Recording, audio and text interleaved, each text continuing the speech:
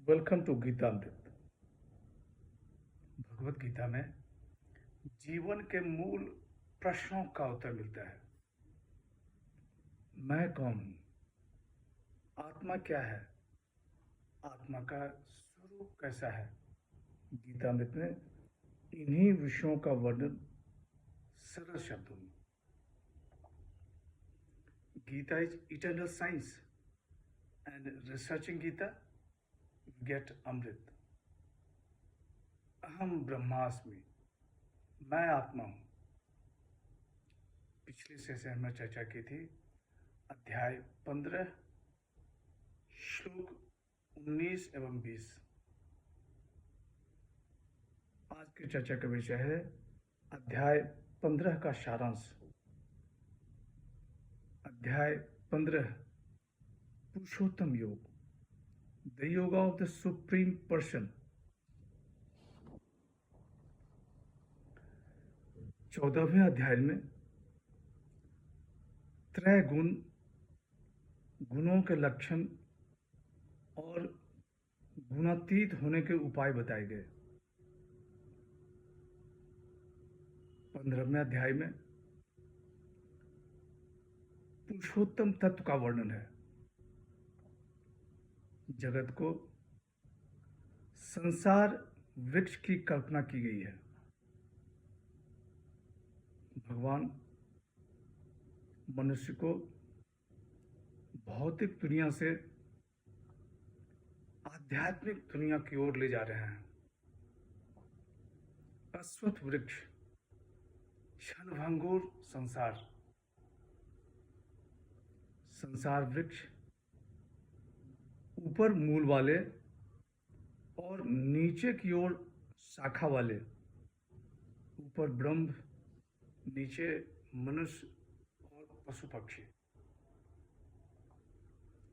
संसार वृक्ष त्रय गुण से पोषित होती है। इसकी टहनियां इंद्रिय विषय हैं। इस वृक्ष की जड़ें नीचे भी जाती हैं, जो मानव को कर्मों में बांधती है। भगवान श्री कृष्ण इस वृक्ष को विरक्ति रूपी सस से काटने के लिए कहते हैं। संसार वृक्ष को काटकर ब्रह्म की खोज शरणागत होकर करने के लिए कहते हैं। परमात्मा प्राप्ति के बाद मनुष्य फिर संसार लौट कर नहीं आता। परमात्मा प्राप्ति के लिए जो गुण चाहिए वह 5वें श्लोक में इन्होंने बताया है।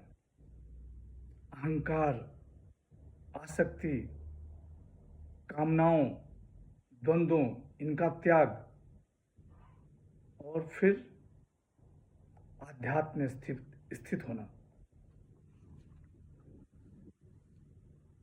7वें श्लोक से 11वें श्लोक में भगवान श्री कृष्ण ने आत्मा स्थानांतरण की बात की है। Transmigration of soul. भगवान श्री कृष्ण आत्मा को अपना अंश बताते हैं और कहते हैं कि वह इंद्रियों और मन को अपना मान लेती है और योनियों में भटकती रहती है। जब पुराने शरीर का त्याग कर आत्मा नए शरीर में प्रवेश करती है तो वह अपने साथ इंद्रियां और मन को भी ले जाती है। जैसे वायु सुगंध को एक जगह से दूसरे जगह ले जाती है। नया जन्म पुराने जन्म की वासनाओं से प्रभावित होती है। यदि आप दयावान हैं तो नए जन्म में भी दयावान ही रहेंगे, और यदि आप दुष्ट हैं तो नए जन्म में दुष्ट ही रहेंगे। योगी जिन्होंने अपने अंतःकरण की शुद्धि कर ली है, वे अपने आप में परमात्मा तत्व का अनुभव करते हैं। सेल्फ रियलाइजेशन और अंतःकरण की शुद्धि होती है दया, क्षमा, करुणा, प्रेम, इनसे।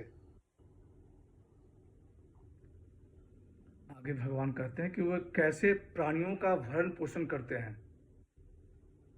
भगवान कहते हैं कि मैं पृथ्वी में प्रविष्ट होकर अपनी शक्ति से समस्त प्राणियों को धारण करता हूँ और समस्त औषधियों का पोषण करता हूँ। सूर्य, चंद्र, अग्नि, इनसे जो प्रकाश निकलता है, कहते हैं कि हे पार्थ, वह तुम मुझ विष्णु से ही जानो।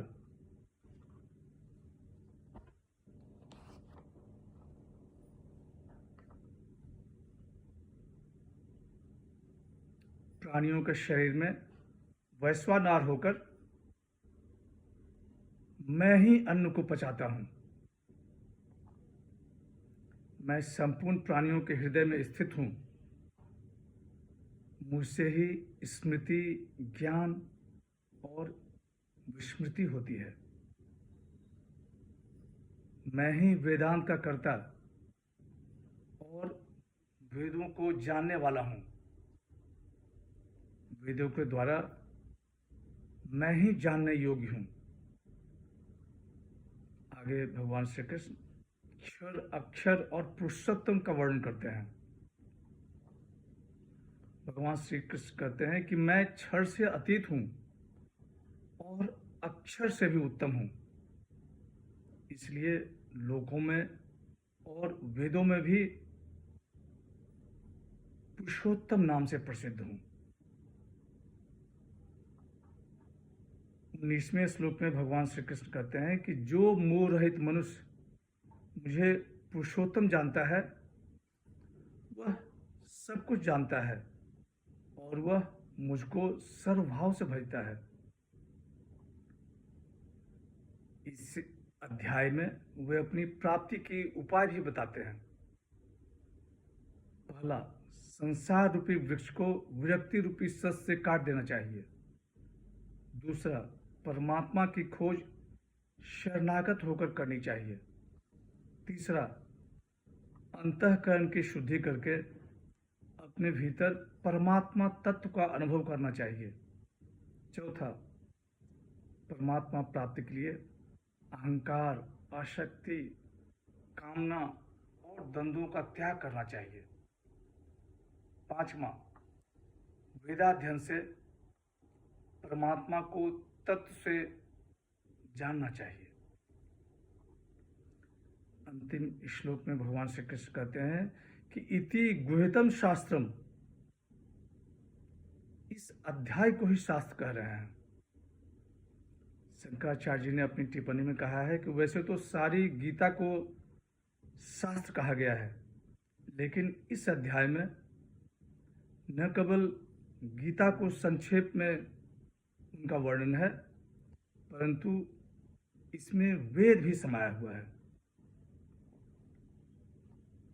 15वां अध्याय पुरुषोत्तम योग समाप्त हुआ। अगले सेशन में नए अध्याय 16 पर चर्चा होगी। दैवी और आश्री स्वभाव, डिवाइन एंड डेमनिक नेचर। आज की चर्चा यहीं समाप्त करते हैं। अगले सेशन में चर्चा को और आगे बढ़ाएंगे। यदा यदा हि धर्मस्य ग्लानिर्भवति भारत, अभ्युत्थानम् अधर्मस्य तदात्मानं सृजाम्यहम्। हरे कृष्ण।